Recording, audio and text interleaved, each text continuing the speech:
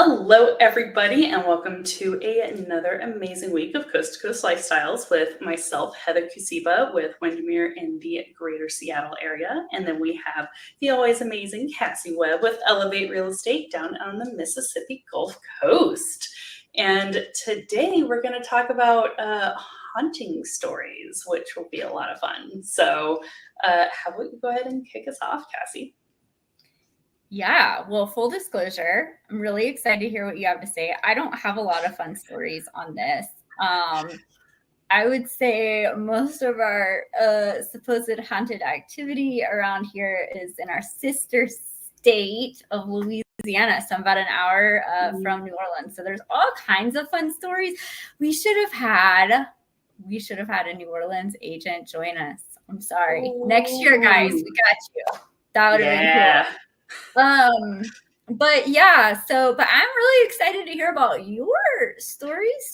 You got more than one story? What's going on? I have two. I have one personal and one that I've heard through an agent that I know. Okay. Which is going to be fun. So you want me to start then? Yeah. Go ahead. So which one do I want to start with? I guess I'll start with my personal story first. So we have, again, homes of all different ages here. But there's one home I walked into that was built in the 50s. And you walk into this home and it feels like you just teleported back in time to the 50s. Like it was pristine condition 1950s. Like it literally could have been a new build as of yesterday in the 50s. Like it was already weird just from that. And like you look up and there's popcorn ceilings with like sparkles all in it, and it has like the and then I bought a house with sparkly ceilings. Oh really? I'm trying to remember. I don't think I got rid of them because I thought they were so cool. Yeah, I mean it really was really cool, but it was just like added to the whole vibe. I think the only thing that wasn't 50s in this house was the fridge and oven. Like that's it. But yeah, like you go downstairs and there's a bunch of like wooden shiplap. The carpet looks very 50s. Like the way that the banisters were built look like 50s in this area. And so I'm there with a brand new agent. I am showing her kind of like how I walk through homes, what I look at, all that stuff. And we walk through the entire home and we're like, wow, this is crazy how time period appropriate this is. And we get done and I am talking to her in the living room. And for a little bit of context, so there's the living room and then you have to go up a short flight of stairs, like 10 steps to get to the dining room. And behind the dining room table is the kitchen. And within the kitchen is a door that goes outside.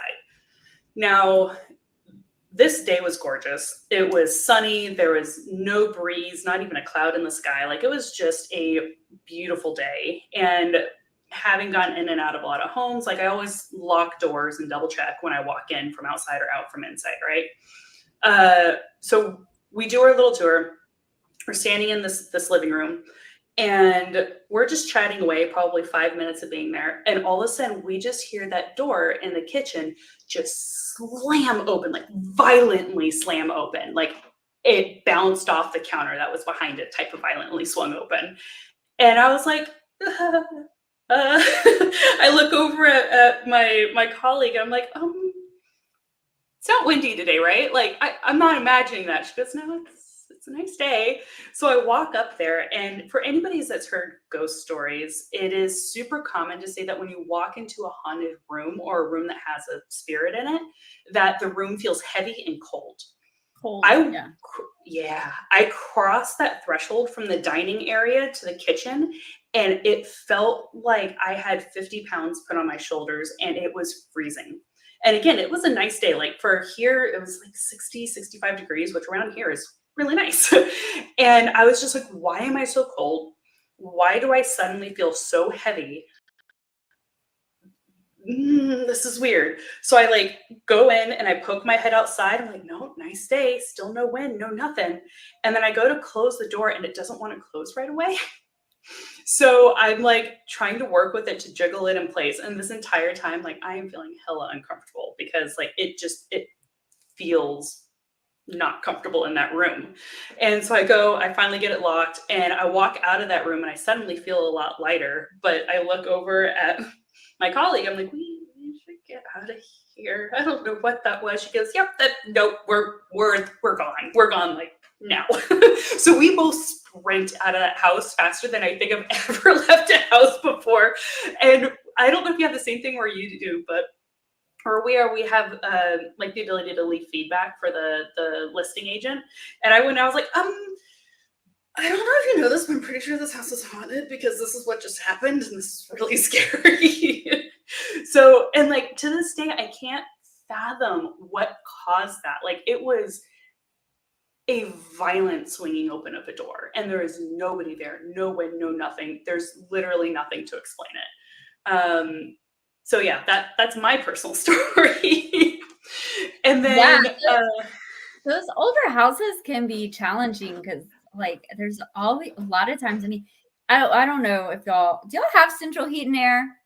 I know that's a weird question. Okay, you do. That's right. We went through your new construction thing. Well, here definitely you have to have it. But you know, back when they built these houses, like especially if they're like 1920s and prior, like they didn't have, so they would like have like all these like doors and windows open. So I mean, yeah, you can be like door, and then a lot of them are large, and it's like door, window, window. You know, like making it locked up is very challenging.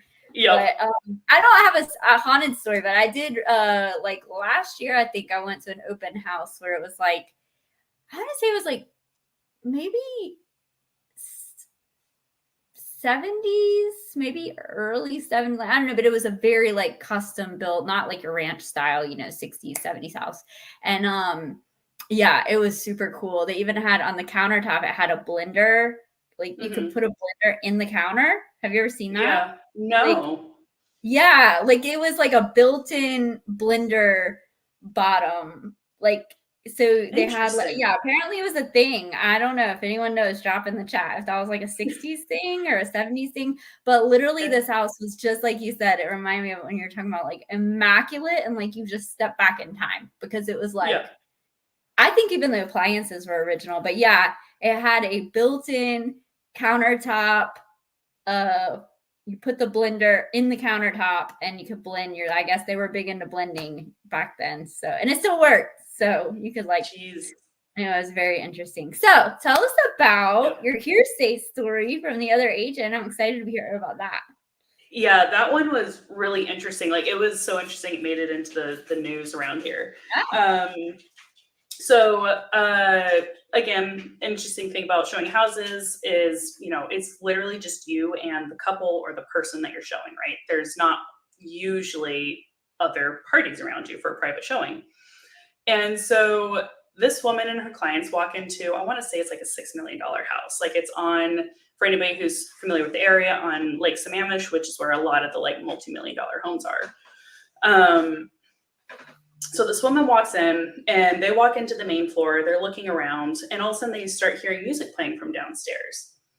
And they're like, oh, like this should be like our showing request was approved. Like this should be empty. And so she's like, you guys go ahead and keep looking. I'm going to go let them know that we're here, see if we need to come back or whatever. So she finds the door to the downstairs to like basement area, and she opens it and she sees shadows on the wall. She can hear the music louder once she opened the door. She's like, hey, excuse me, real estate agent, here to show the house. No response. Music kept playing. People, like, she still saw the shadows moving. And she yelled out again, like, hello, real estate agent. Still no response. And so she starts going downstairs, and all of a sudden she hears the music shut off. And so she goes, hello, anybody here? She rounds the corner to see the space empty. No way for music to be playing, no people. The shadows on the walls are suddenly gone when she turned around. Like there was nothing. And her clients call down the stairs and they're like, everything okay? And she's like, we need to get out of here now. They're like, what do you talk about? She's like, You heard the music, you heard the people, right? They're like, yeah. She's like, poke your head down here. They did, and they're like, yep, we're gone, we're leaving. And they both ran out of that house. And it just, dude, like, I can't even imagine if that were to happen to me. Like, the door just violently swinging open is one thing, but like actually hearing things too, and nothing being there, I don't know how I would be able to handle that. Like that would be so scary. Yeah. Did the Yeah. listing agent chime in? Do you know, like, if there was other weird things that happened, or was it just like a one-off situation? I honestly have no idea. They really only talked about their perspective of the story.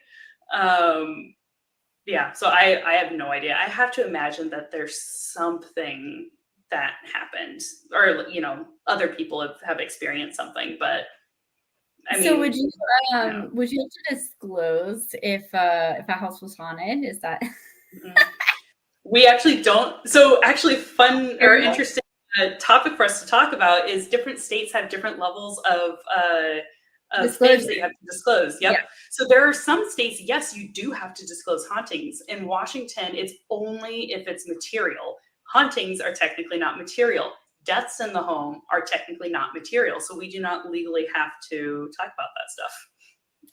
Yeah, we should do an episode on that. I know our sister state, Alabama, is to my knowledge, Alabama agent can chime in here, but they don't have to disclose anything, nothing, not at all. But in our state, yeah, we're pretty serious about that. But yeah, we're similar. I don't know about haunting. I'd have to seek legal counsel on that. But I do know on deaths, even if it was a murder, you don't have to disclose it unless it was infamous. If we don't have the Manson house in our state, but if we did, like if it was an infamous, murders that occurred there, like that's something that you would have to disclose. I don't know for how long and all that. I would probably seek counsel on an individual basis on that. But yeah, it's very interesting. We should definitely talk about that. Next week we're going to continue our final week of our little Halloween series here. And we're going to talk about some different things like what happens in our community. Because I was like, and honestly, I don't think I even know the answer yet. Like, Heather, we're not going to answer it. But do y'all do still like old school trick or treat, like knock on doors, hey mister with costume? Like, I don't know. Because like the world's changing. COVID changed some things. So it'll be interesting to see what typical Halloween looks like in our different areas. So we will see you guys next week. Same time, same place. Thanks, guys.